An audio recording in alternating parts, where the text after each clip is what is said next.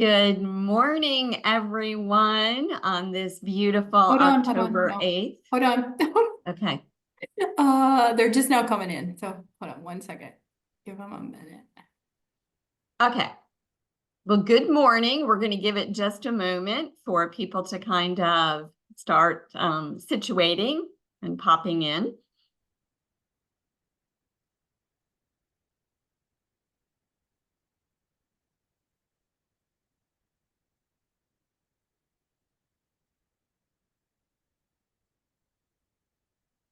All right, we're going to go ahead and get started since it's a couple minutes after 10 and we want to be respectful of your time. Welcome to this morning's Thinking Differently. We hope that we are able to entertain you a little bit with this spooky Halloween version that we have. But before we get started, I do want to talk to you just a little bit about some of the member benefits that you have if you are members. And if you're not members, hopefully this is something that you will consider. So one of the newer features that we have is our hub community. So this is a place that you can go to connect with other members to discuss best practices, things that are going on, etc. We have found that it's been a really great use and members are really liking it. So you can use that QR link. At least I think that's a valid QR link, right, Stephanie? It looks pretty, And even if it yeah, it isn't. looks good, right? And you can connect with the hub that way. But we also just want to remind you of what some of your standard benefits are. So one of those is that you do have 24/7 access to an advisor. So that's like Stephanie or myself or Carol, Tara, or Brenny. You also get 5 hours of employment law advice. Of course, we've talked about the member community. We also have a really fantastic HR portal with lots of really great information, lots of HR policy and benefits data, salary surveys that we keep updated, and of course, lots of different member events. So hope that you are getting the most out of your membership. And if you're not, look at this list and try to pick a few things that you can start using. Standard, if you are a premium member, you actually get additional benefits. So you get unlimited employment law advice with the employment attorneys. You get a dedicated senior HR advisor and an account manager. We give you a credit of $2,000 towards some training or consulting projects that you might want to do. Compliance handbook review, which everybody loves, right? And we give you some national wage data via pay scale peer and some compensation analysis. So as always, we want you to reach out to us if you have any questions, and we'll be happy to talk through those with you. In case you don't know who I am, my name is Linda Hunter, and I am one of the HR advisors that services the HR advice team. And I'm joined today with Stephanie Dillon, who I'm really going to let kind of kick off the theme for today's presentation. Absolutely. Thanks, Linda. So this is going to be kind of reminiscent of the answers at 8 days. If anyone remembers those back from which is, hopefully a distant ancient history, COVID days at this point. But yes, I'm happy to be here with my fellow HR advisor, Linda Hunter, this morning. And we do have a festive edition of Thinking Differently. We're going to go through some of our HR nightmares before we get started with the content for today. And thank you, Linda, for the recap of the hub and the membership benefits. We do want to just take a moment to say that we are thinking about everyone that has been impacted by Hurricane Helene, everyone that I've talked to in the past week has been impacted in some way. So our members have been impacted, all of our employees are safe, but everyone has at least some sort of connection to this. So we are in the process of, and it'll be a process, right, of compiling resources for you guys that we will post in the hub that Linda mentioned earlier. There's all sorts of tax benefits, FEMA applications, lots of stuff to kind of wade through that can be overwhelming on top of an already overwhelming overwhelming time. And the other thing that I'll mention too is if you have an EAP, an employee assistance program, since you've got employees and we're in the business of HR that are impacted again at varying levels, some certainly more so than others, I would just take this time to remind your employees, if you have that benefit, someone to talk to in an employee assistance program, or if you don't have one, this might be an opportunity just to explore getting those. You can start with like a health insurance broker. Sometimes they have resources there. So just want to let everyone know that we're continuing to think about them, and we've we have a sister association that's actually in Asheville, and our CEO Cheryl's been in contact with their leader. They've recommended, considering you're probably getting spammed like I am, right? The algorithm's picking up on it, on all these donation resources, and we certainly encourage you to do what you can. The leader at the association in Asheville has recommended considering Samaritan's Purse. If you're in the Charlotte area, I'm going to be at the Queen City Home Store in Pineville packing meals on Saturday. So there's lots of opportunities to get out there and maybe put some energy into doing something good. So I just wanted to put that plug in, that we're continuing to stay informed about the things that are going on and how we can help you, honestly. So hopefully we're going to help you today with maybe taking your mind off of some of the heavy stuff and put a smile on your face, maybe give you some laughs. We're going to go through some of these horror stories, these HR nightmares that Linda and I have encountered over the years. And Linda and I have both been doing this for a long time. So if you hear a story that is eerily similar, just keep in mind, we are not going to let the facts get in the way of a good story here. These are highly embellished, rooted in truth, right?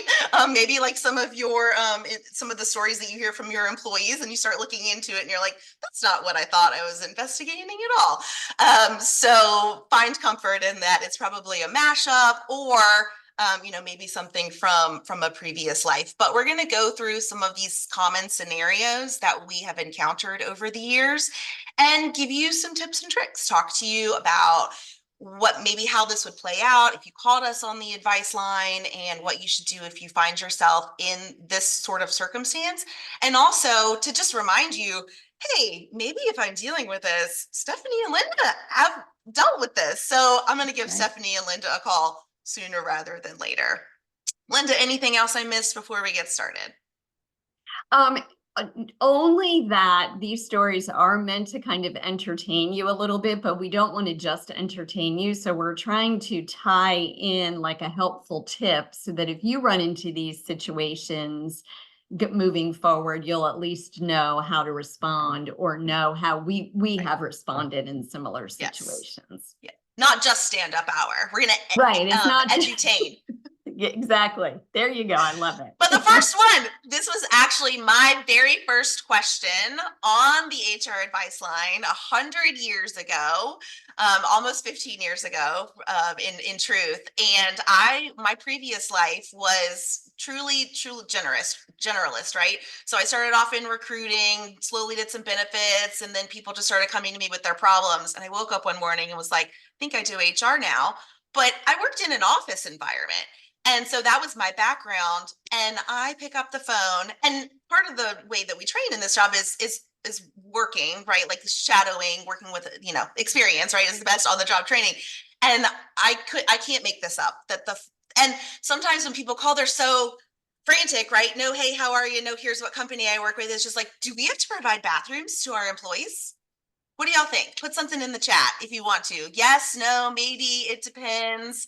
What do you guys think? Do you have to provide bathrooms to your employees? Because it took me a minute. I was like, I'm pretty sure you do.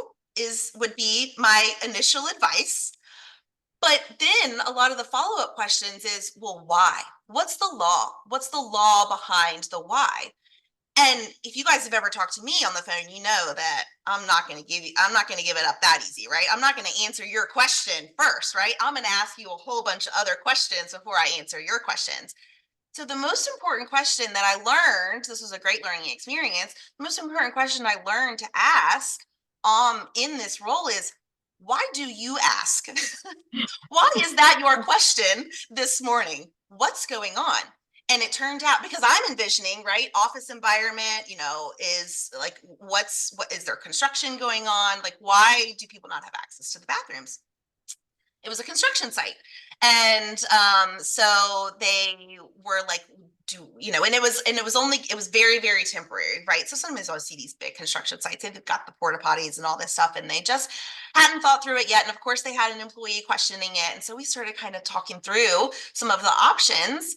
And I was like, well, is there a McDonald's across the street? Oh, absolutely. So sometimes it's not just what you're envisioning, right? A nice fancy bathroom. Now they make those fancy porta potties too. Or maybe even what the employee prefers. But the short answer is yes, you would need to provide facilities to your employees. Yeah, that's so interesting, Stephanie, because I know your point really isn't so much about like bathrooms per se, right? I mean, it's really about asking some follow-up questions. But one of my earlier calls, I won't say it's the first one, but one of my earlier calls was when I worked in a call center, and I had a whole floor of a call center demand to go home because the bathrooms were out of commission for the day. And I don't want to date myself, but let's just say that this may or may not have been a little bit before social media. And at the time, there was no better way to spread information than to plant a seed in a call center. It spread like wildfire. And what was really interesting is it wasn't too long after that incident that we had a DOL investigation, because again, we were a call center and we always were in some kind of mess. And I don't remember, it was probably a payroll thing, but all the investigators wanted was to look at our bathrooms. So I thought it was really kind of interesting. That is interesting. Yeah. And then of course, no, go ahead. No, I was going to say, and then mobile bathrooms or not mobile crews was another issue. Like, what if I'm a landscaper and there's only 2 people in a truck, and the supervisor has to leave and leaves the worker on a job site with no bathrooms? So what then? Right. And it's like you said, Stephanie, you cannot make these stories up. Right. And we're just really, the lesson learned here is we're just trying to drive home the point of optics here, employee relations. So who cares what OSHA says, right? Don't tell anyone that works for OSHA that I said that. And of course we care about what OSHA says, but the point is, do we want to be able to defend this? So since that first call, I've had other experiences also in call centers with pregnant women that had brought in notes that said they needed more time out of the call center queue to take breaks, right? To use the restroom, stretch their legs, roll their ankles, put on compression socks, take some Tylenol, whatever they need to do. And I had a new manager come to me, and he was new, right? And he was very black and white in like, these are the rules. And then you also start finding out that this employee probably wasn't a superstar, or else we wouldn't be having this conversation. But he just could not get around. And this was before certainly PWFA, right? Pregnant Workers Fairness Act. He just could not get his head around the fact that we're going to have to flex here. We're going to have to bend the rules, because do we want to be the employer that gets up in front of a jury and says, we didn't let the pregnant lady go to the bathroom? And when I put it that way, he was like, "Oh yeah, no, I don't want to be, I don't want to be in that witness stand." And I was like, "Yeah, let's flex here. Let's think outside the box, and let's let the lady use the restroom." So yeah, that was lessons learned all around for that one. The next one is suggestive off-duty conduct. So you've probably had a situation where you've heard, and now we do have social media, but even before social media, right, that grapevine is popping. So you might have heard just rumblings of what people do with their time away from work. So what do you guys think? Do you think if it happened at work after hours, can we address it? Or can we only think about what happens inside the four walls of our building between 8 and 5, Monday through Friday? Shout it out or put it in the chat. So the answer, yeah, I'm seeing some answers here. Yes, I sure hope so. Absolutely, Mel. We can absolutely address that. So don't go looking for trouble, but if something comes across your desk and it's creating a disturbance at work, we're going to look into it. So this situation was a dental practice, and a patient recognized his dental hygienist from a calendar that his wife did not buy him. And it was not up in their kitchen. She was clothed, but barely. And she was posing very suggestively it was for a motorcycle campaign on a motorcycle. So, you know, it starts kind of whispering, right? I think she had ultimately mentioned, so the patient said something to her, and I think she kind of mentioned something to a friend. This guy recognized me from this thing that I did 100 years ago for some extra money. And it kind of started to spiral, right? And so HR heard about it. And good for this company, because HR called us before they did anything. That is music to my ears when I'm like, what have you already done? They're like, nothing. You tell me exactly what to do. And so this is an example of, they didn't start off with the question like the bathrooms. They didn't even know what their question was. They were like, do we even have a problem here? So it was like, well, let's look into it. You know, have you talked to this person? Is this person, you know, a good employee? You know, are they good at their job? Does this really matter? And we kind of landed on it. It really didn't, right? Like, she wasn't the face of the practice. It was a long time ago. She was a superstar employee. Everyone loved her. She was open and honest about it. It ended up being a non-issue at the end of the day. But that's not always the case, right? Your VP of sales gets a DUI. That's might, depending on where you work, that might make the news. So that could be, a different situation. But the knee-jerk reaction just to say, oh, no, this isn't going to work for us. Or sometimes it's human nature, right? We don't like to have uncomfortable conversations. So a lot of times people will go to, let's send out a company email that says, don't pose, for suggestive calendars on your personal time. And I'm like, that's probably not a good idea either, right? Because don't involve people unnecessarily. Someone might not even have any idea what you're talking about, and then you're gonna just feed that rumor mill even more. So that was the situation there. We walked through what are your concerns, if any, and how can we address those in the best possible way. Yeah. So that was off-duty conduct. And Linda's going to talk about now off-site conduct. Right, which is a little bit similar, but a little bit different. So I will tell you a story, and this is really not embellished, but I will also tell you that it is not involving any Catapult members. So for a while, I worked in the hospitality industry, and we had a situation where there was a restaurant manager, and she was female. And she, had a little crush on one of the chefs that worked for her. And that chef happened to be male.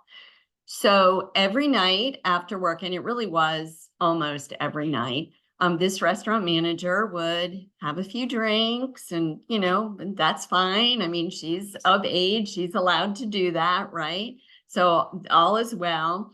But then she would start texting the chef some suggested activities that they may like to partake in, and you can use your imagination as to what they were, right? And I think the chef was probably a little bit like surprised by it, but he kind of went along with it. Maybe it was just a joke. It was just bantering back and forth, and it was fine until it wasn't fine. It went a little bit too far, and that's of course when HR had to get involved. And so what does HR do? Right? Just like Stephanie's been saying, we ask a lot of questions. So in meeting with the restaurant manager to kind of feel her out, like, hey, what are you thinking? She brought up some really interesting points. Point number one was, but he's male and I'm a female. So this isn't harassment, right? Wrong. What says you, right? Yeah. Exactly. Number two, but he never told me that he was uncomfortable. So how was I supposed to know? Mhm. Okay, maybe a little bit valid, a little bit, but Right. this is where policies come into place, right? Like disclosing relationships and understanding supervisor versus subordinate relationships. Yeah. And then number three, but he gave me his phone number when I asked him, why wouldn't he have just said no? To which my question is, if your boss asks you for your phone number, are you going to say no? Yeah. I'll bet Absolutely. nobody listening Right. would actually say no. Right. Yeah. I've told someone before that when they said, well, they never said no or never told me they were uncomfortable. Anything other than yes means no. Even That's right. sure means no. Silence Right. means no. No means no. Maybe means no. Not Exactly. interested. Anything Exactly. other than willing participant and body language means no. That's So right. my situation was off-site, but during the workday. So, unlike the dental hygienist who was, after hours, off-site, really, a non-issue. It would have been a non-issue if someone hadn't recognized her. But this was a salesperson that went to one of his, he's calling on one of his customers. And he arrived in the waiting room in the lobby area and went up to the receptionist, and he'd been there a lot, right? It was one of his best customers. He was kind of in and out. They knew him, right? And so he did get a little bit friendly with the receptionist, and people get comfortable at work, right? They tend to forget where they are sometimes. So so you need to remind people that in your policies and your training. That's when it really comes down to, that's when, things get hairy, is when people get too comfortable. So this guy was, friendly with her for the most part. And one day he went to go see the client, and the client wasn't ready for him yet. And so the receptionist said, they'll be with you in a second. Is there anything that I can do for you while you wait? And I bet she regrets that to this day, unfortunately, because he proceeded to tell her about all the things that she could do for him while he waited, and how much he would enjoy those things if she were to do them for him. She was mortified, rightfully so. And but she didn't tell him, like, in the moment, right? People rarely do, because shock, right? You're just like, did that really happen? And so Exactly. she went back and told her HR company, made a complaint about this guy that worked for, a different company.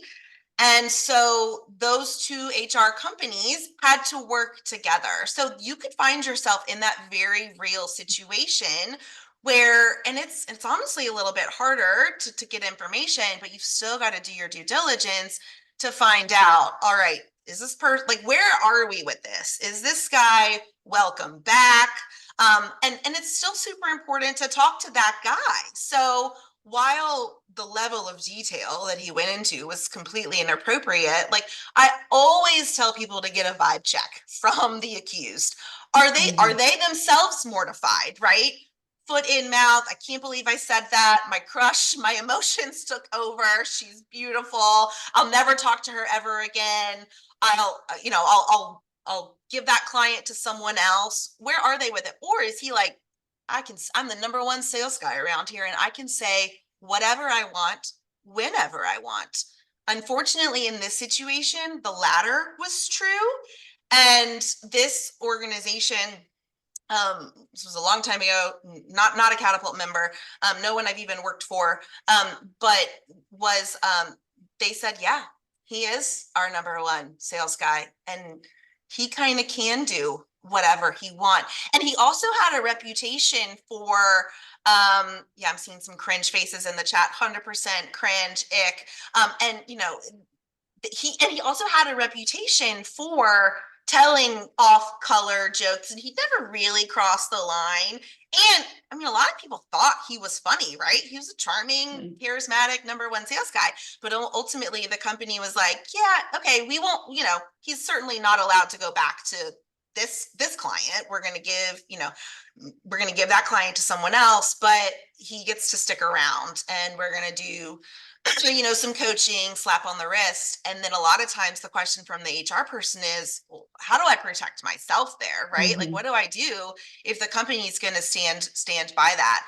And you have to do the best that you can, right? Document your suggestions. Also, when you're documenting, I heard recently, I think they mentioned this at our ELLU, I thought was good advice, was when in your investigation report, don't like admit fault, right? Like, don't be like, and certainly don't say your opinion. So don't be like, this guy's a creep, Title VII violation, all that stuff. You really just need to stick to the facts, document some recommended next steps. But in this situation, it was a friend that this happened to. She ended up getting her resume together and just moving on from the organization. So sometimes that's the best you can do. Stephanie, that story is such a perfect example of why this thing we do called HR is an art and not a science, right? Yes. I mean, it's not a black and white answer all the time. And sometimes it is different for one than Absolutely. Another. Frustrating. Yeah. And it is frustrating because I remember too, like when I was first starting out in HR, it was consistency. Right. But consistency doesn't mean that you do the same exact thing every time, because I mean, raise your hand if you've had 10 situations that are exactly alike. So you have to be consistent in a thought process about what you do with a similar set of facts. So sure, the next time you have a creepy sales guy that tells the receptionist all the ways that she can take care of him, then yeah, assuming that company had handled that the correct way, then yes. But again, like, is this the first time, right? This guy has said something. And what is his remorse level? Linda, you do one-on-one coaching all the time, which you're fabulous at. And Linda will be the first to tell you, if this person's not into the coaching, we'll do it. We're certainly not going to talk ourselves out of the money, but that person has to be a willing participant of receiving the charm school that Linda can send them through. All right. Okay. AI, hot topics. So 2 hot topics here is AI, mental health. Mental health has come up a whole bunch in recent years. It's always been around. I feel like people are just much more comfortable with talking about it. HR people too, but especially like employees coming forward and being like, I'm struggling. And this one also has a splash of religion. So this one ended up being a real doozy that I actually, sorry, spoiler alert, do not know the official end to, because I ended up referring it to our employment law advice partners. If you're not aware, you do have access to employment law attorneys through your membership with Catapult. And this one, AI, mental health, religion. I was like, employment attorney, right? All day long. This one was kind of a mess. So this situation was an employee that was working a hybrid schedule. And when she was in the office, she wasn't great. She was not a superstar employee. They were actually getting ready to terminate her the day before this event occurred.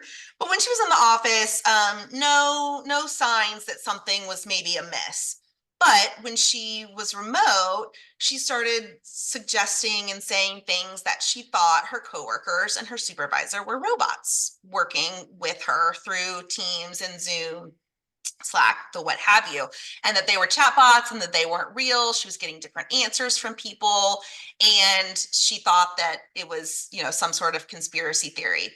The employer was very caught off guard by this, and they were convinced that she was insane because that was such an outlandish claim. And so they were concerned about her, but they made a mandatory EAP referral. I mentioned EAP at the beginning, Employee Assistance Program. And a mandatory EAP referral is very, very, very hard to do. But no good deed goes unpunished, right? From me and Linda's favorite musical. I know it's been around for a lot longer, but I like to say that all the time. They thought that they were doing right by her, getting her the help that she, presumably needed.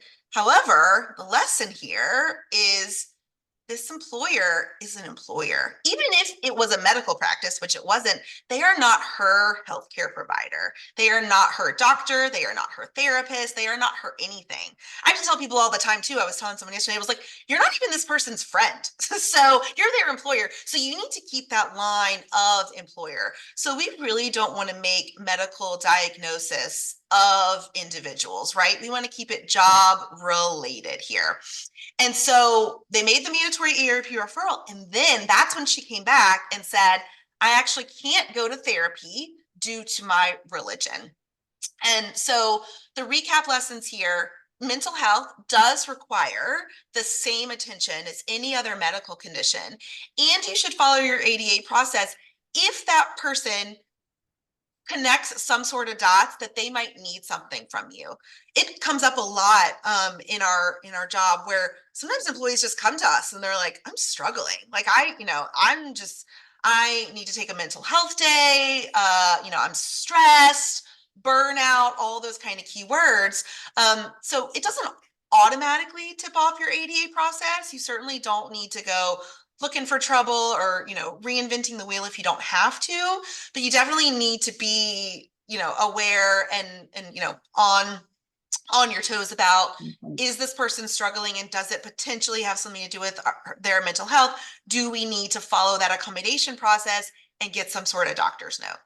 Linda, what would you add there?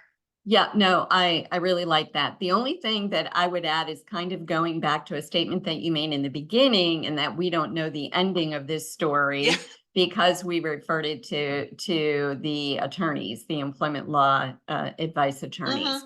So for anybody that doesn't know, when you get referred to the attorney, you set up client confidentiality or client privilege with them. And so they cannot come back and tell us the end of the story.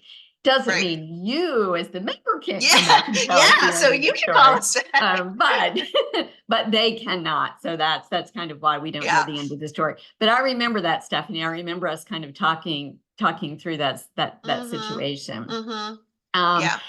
I kind of have a story too that sort of is AI related. It's really probably more social media, but it all blends together.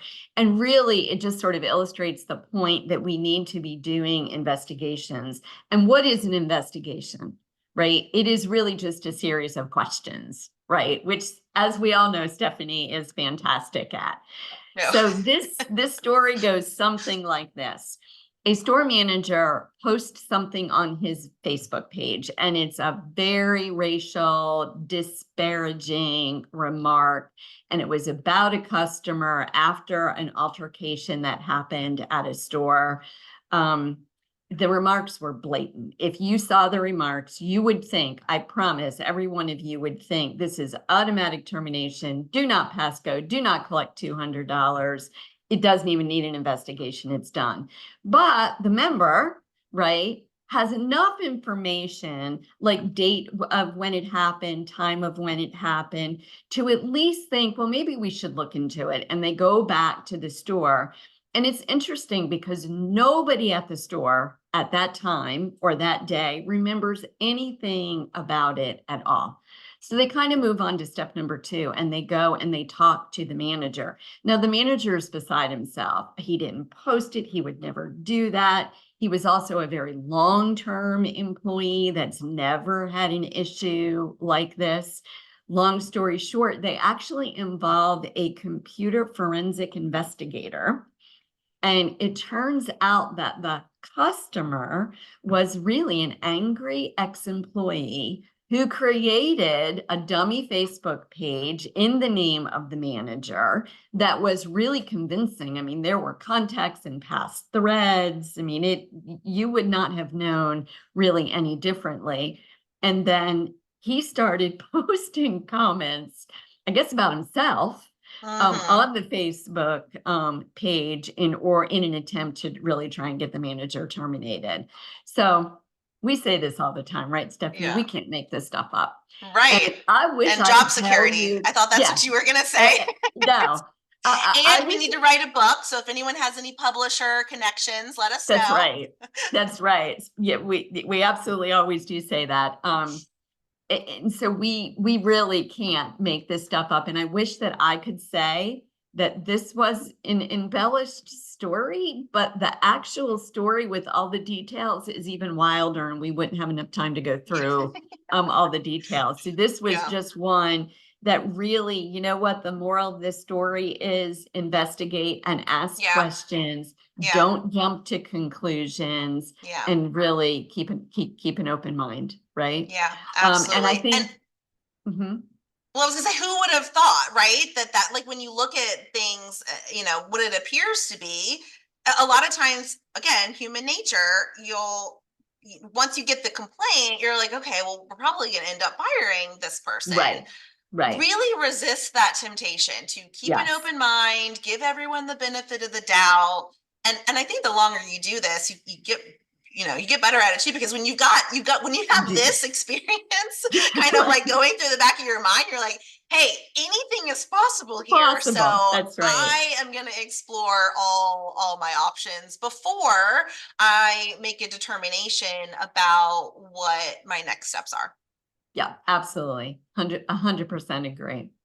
Yeah. So this is one that unfortunately just comes up a lot in varying circumstances. So Linda, can you kind of walk us through the body odor issue, right? You have an employee that comes to you and says, this employee's body odor is distracting to us at Yeah. work, and we're having trouble working with this person. Yeah, no, absolutely. And if you are in HR or you're a manager and you haven't dealt with this issue yet, I promise stick around long enough and Yep, you it'll will. happen. Right. And this may be something that you yourself notice, or it may be something that you have employees complaining about. But I remember the very first time I had to deal with this issue, and I was given advice that I use to this day, and I remember it almost word for word. And it really is just a few sentences strung together. Write them down, practice them, and they will serve you well. And it's really something, and of course, a very kind and non-judgmental voice. It's going to be something like, Stephanie, I need to talk to you today. This is going to be difficult and potentially embarrassing conversation for both me to say and likely for you to hear. It's been brought to my attention, and I have noticed myself that you have an unpleasant body odor, and that is addressed in our grooming policy. We are going to need you to figure out what is causing it and take care of it. Now, if this is something that is caused by a medical condition and you think that there may be an accommodation that would help, then we are certainly happy to discuss it. Yeah, Period. absolutely. Yeah. End of story. That's it. Don't try to solve the issue for them. Don't belabor the point. Don't offer to help. And that's a hard lesson, right? Because we want to be helpful. But when they start telling you that they don't have a place to live and you can help by getting them a place to live, I mean, you're not going to be able to do that. Just remember, right? This is theirs to solve. And I also want you to notice that I didn't use the word but. Like, I didn't say this is going to be a potentially embarrassing conversation, but it has been brought to my attention. Because we all know that when you use that connector word, then everything that came before the but is negated. And we don't want to do that. So it really needs to be separate sentences, right? Yeah. Yeah. Always better if you, the manager or the HR person, has observed the odor firsthand. Of course, you're going to want to discuss this privately and absolutely ensure confidentiality. Really, you need to treat the body odor like you would any other kind of performance related issue. This is a problem and it needs to be fixed, right? Yeah. You can offer appropriate help, right? So maybe something like, if something comes up, you can say, well, maybe, we notice the odor more in the afternoon, maybe bring a change of clothes to work or something like that. So some suggestions for them to help themselves, I guess Yeah. is a better way to put it. Yeah, And and if then asked, that's I think what you were saying too, right? Like, exactly. again, don't try to be their friend, their Right. therapist, their doctor. Yeah, certainly their Right. social worker if they need a place to live, those resources. You might have resources again through something like an EAP, and you would pass along that information, but you don't want to take Exactly. on that responsibility as the employer. Yeah, exactly. And the very first time that I dealt with an issue like this, the employee was very, very receptive. They'll take care of it. And what do you think they did? Yeah. They came into work the next day, doused in what probably was a half a bottle Oh of no. perfume. Right. Oh no. So then we had another A issue, whole right? other issue. Yeah, a whole Now we've other got issue. smell sensitivities of others. So there Yeah.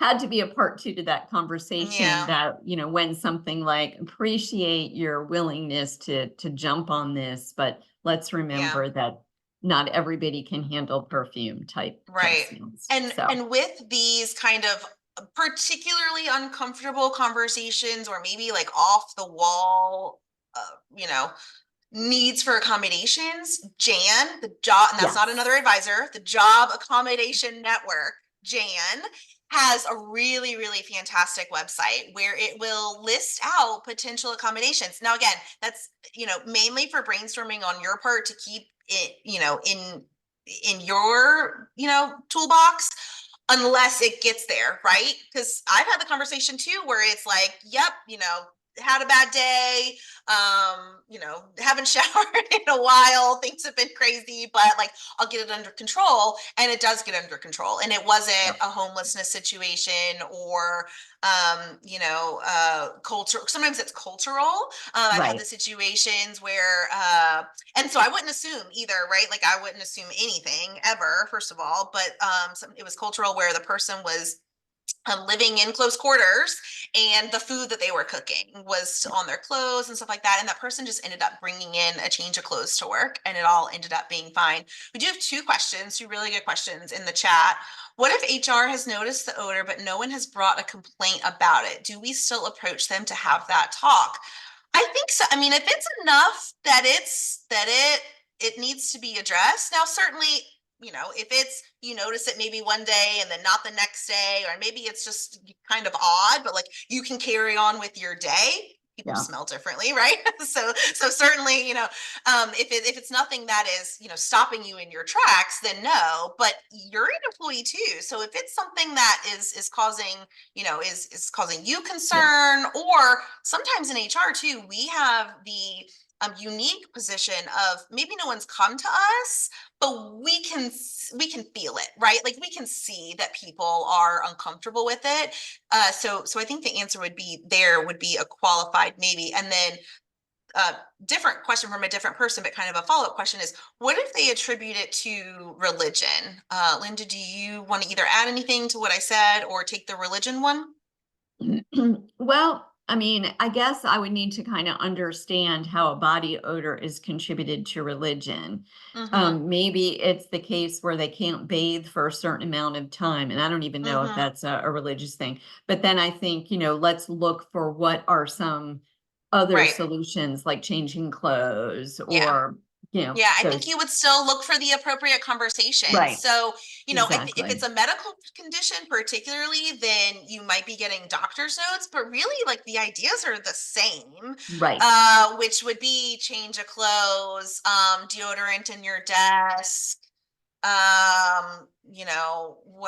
What are some of the other ones that I feel like I've done? Yeah, not dousing yourself in perfume. But then again, like if asked, right, and if appropriate, because it is their problem to address.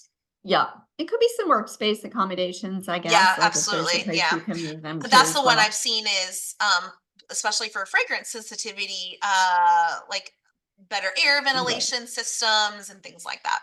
Yeah, and I will say this, it's an embarrassing or potentially embarrassing topic. So if you, the HR person, are noticing this, I promise you others are too. They just don't know how to bring it up to you. So I would say it's perfectly fine for you to address it if you've noticed it, even if no one else has complained. Absolutely. Yeah. All right, so don't forget to hide your drugs and alcohol at work. Didn't we learn this on day 1 of orientation? So I'm going to give you the lesson at the first part of this story. So drug testing in North Carolina and South Carolina. You can drug test anyone, anywhere, for any reason, as long as it's not a discriminatory reason. So some states have, and I'm glad this is being recorded. I'm certainly not suggesting you go drug test everyone for no reason, right? You need to have a reason. But North Carolina doesn't have those 3 people have to see this person slurring, glassy eyes, smoking weed in his car, right? You need to have a good reason, but there's not, it's not spelled out in North and South Carolina like it is in other states. So sometimes we'll say, we just had an anonymous phone call that says Bobby's smoking marijuana in the parking lot. And I'm like, okay, well, does Bobby smell of marijuana? How long has Bobby worked there? Is Bobby a good employee? Does he seem like he's high? No, we love Bobby. Bobby's great. He's, our plant manager. Okay, and don't worry about it, right? Maybe keep your eye on Bobby, but I wouldn't go drug testing Bobby for no reason. A breath alcohol test is different. A breath alcohol test is considered a medical exam. So you do have to follow ADA there, and it does need to be job related and consistent with business necessity. And it's kind of it's a whole other ball of wax. So drugs and alcohol stories. So this one is crazy. So sometimes people, at some organizations you sneeze wrong and get fired, right? This organization is not like that. This is the opposite. So this guy was kind of in and out of having an alcohol issue. He admitted it, right? The employer did not diagnose him or make any assumptions about that. He had said the first time he got caught drinking at work. So the first time is key there, happened multiple times. And he didn't just like have a glass of wine at lunch. He came back knee walking, drunk, fall down, slurring, like he needed to be sent home. They drove him, right? They didn't put him in the car, but like visibly intoxicated, did not get fired. That happened, I am not joking, this is not embellished, 3 or 4 times. The leader of this organization was a recovering addict himself, so had a soft spot for the guy and wanted to help him. Again, we're blurring the lines here. You're not this person's sponsor.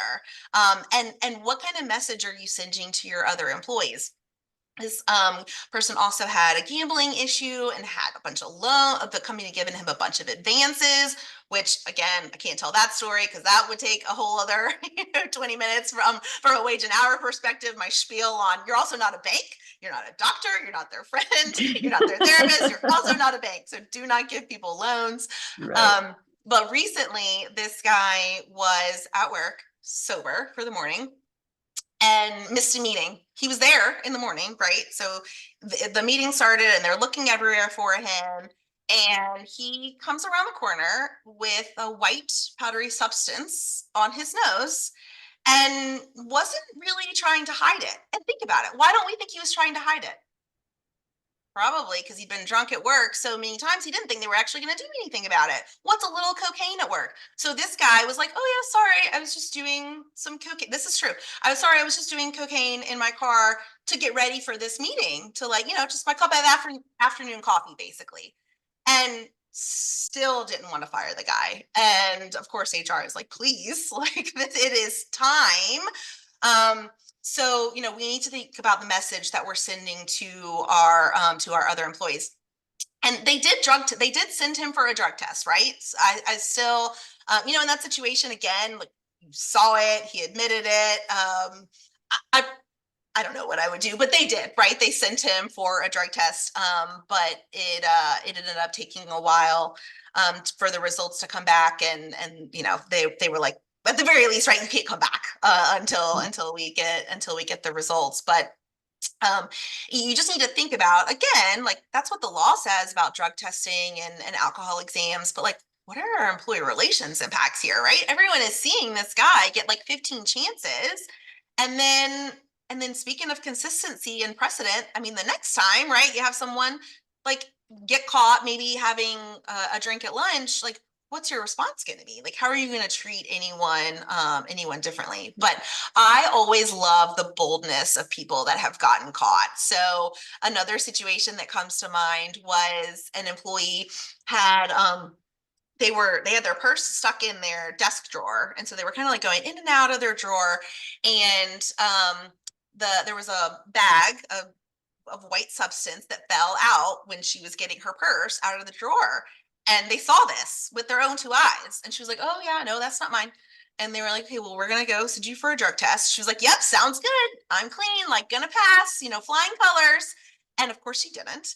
And so they ended up terminating her. But yeah, it is important to remember to be discreet about. That's a lesson, right? No, I'm just kidding. Obviously, like, you need to know what the regulations say. Call us, make sure that that person has transportation, make sure that you have a system set up in place, because these things need to happen in the moment. So if you've got third shift employees that you suspect, it's not going to do a whole lot of good to do it the next day. So you need to be proactive here and make sure that you have a system in place. But Linda has one of my favorite drug related stories. Yeah, there's no real moral to this one, except maybe expect the unexpected, I guess. Yeah. So I had, as an HR manager, had a complaint that there was somebody that was selling marijuana from a book bag during breaks at work. So I go out to the facility, ask the person that was accused of this if I could look in the book bag. They say absolutely no problem. They hand me the book bag. I open it up. There is nothing in that book bag except for at least 100 condoms. There wasn't a pen. There wasn't a piece of paper. Not even a pencil. Nothing. It was just a bag, A bag full of condoms. full of condoms. So talk about. I love this job. Where else are you good, guys going to listen to a webinar that talks about condoms today? Nowhere else. So I have a pretty good poker face. So I think I just looked and okay, zipped it back up, thanked him and left. Yeah. But this happened years ago. And when I say years ago, I'm talking years ago. And it wasn't until this morning that I thought, I wonder if he was using condom wrappers and somehow resealing them, and that's how he was selling marijuana. But anyway, I'll never know. But the thought did 15 years later. Anything is possible. Exactly. Anything is possible. Exactly. All right. So again, anything is possible. Give people, if you call me, you will know that I give people the benefit of the doubt. Trust until I'm given a reason not to. And this situation, it blew my mind to even suggest that this person was making this up. So this lady had lost her spouse. Her spouse passed away during COVID. It was very sad. Everyone kind of rallied around her, and they set up a meal train for her. She was a very well-liked employee within the organization. And then within a year, maybe 18 months later, her daughter and son-in-law are killed in a tragic accident. And so she is obviously going through that grief, but then they had 4 kids. So she assumes sole custody, her husband's passed away, of her 4 grandkids. Same thing happens. Everyone rallies around her, meal train set up, people donated PTO to her, people gave her gift cards. She was beloved. Then a couple of years after that, one of the grandchildren passes away.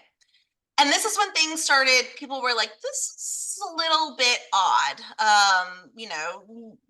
Obviously, horrible. And it takes, it takes a second to even kind of say it out loud. Like, is this true? But she started getting a little bit more squirrely about it. There was no service, there was no obituary, there were no real details about what occurred.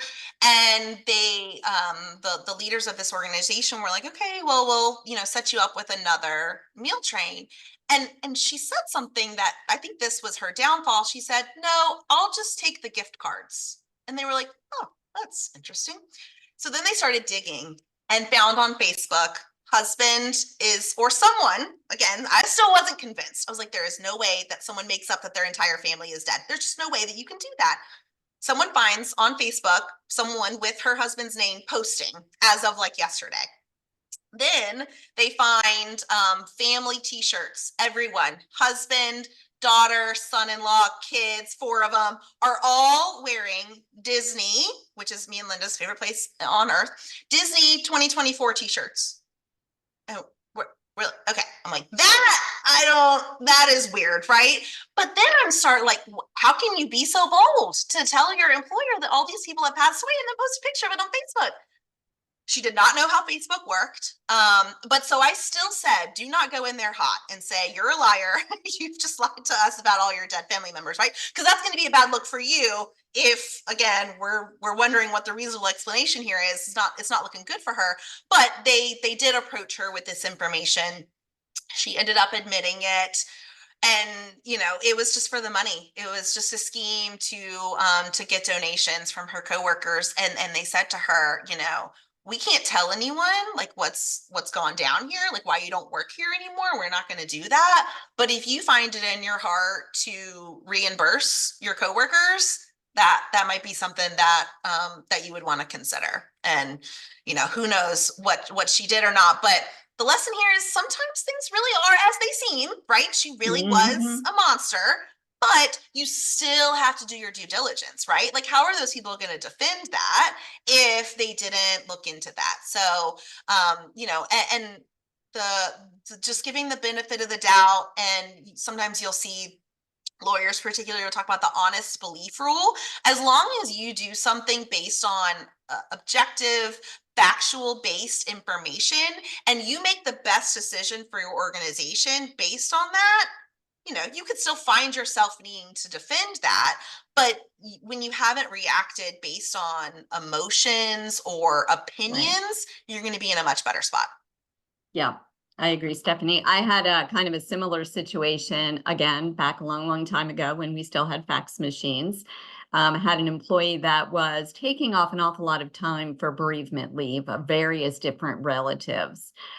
So at some point we decided we were going to start asking for proof. And I walked past the fax machine, and there from the newspaper was a sample bereavement notice with the prices and how much it would cost to note it with this, John Doe kind of a name on it. And I left it there. I kind of figured at that point what was going on, left it there, and it showed up on my desk a few hours later as here's my proof. So yeah, that reminds me of those COVID letters that people were getting from their pastor. Exactly. All right, we only have a couple more minutes here, but these are just really recaps about investigations. So Linda, do you want to talk a little bit, just kind of recap our lessons learned for our fancy word for asking questions? Well, I think it's just ask questions, don't assume, keep an open mind, as hard as that is. Like you've already said, Stephanie, I think that the more you do it, the more you see, the easier that gets. But just, document, kind of go where the investigation kind of leads you. And of course, Catapult has fabulous investigation tools. So if you are investigating, give us a call and we can certainly help you.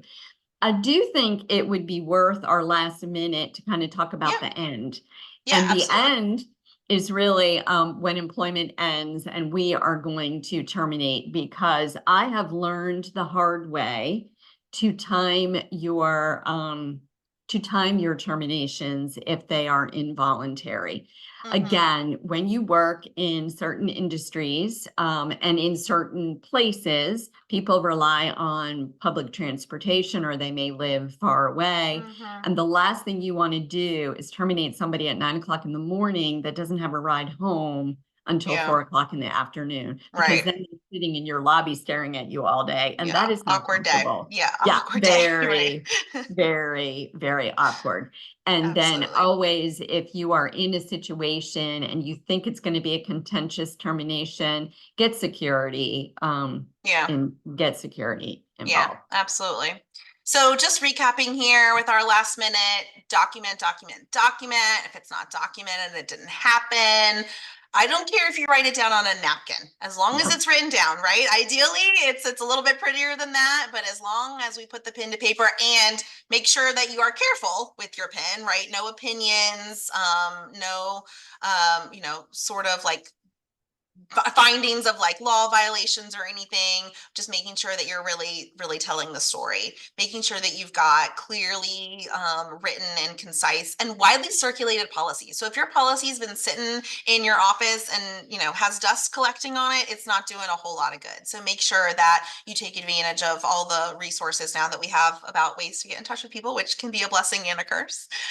Make no assumptions, which I think we've really driven home here. This is my little investigator hat off to the left.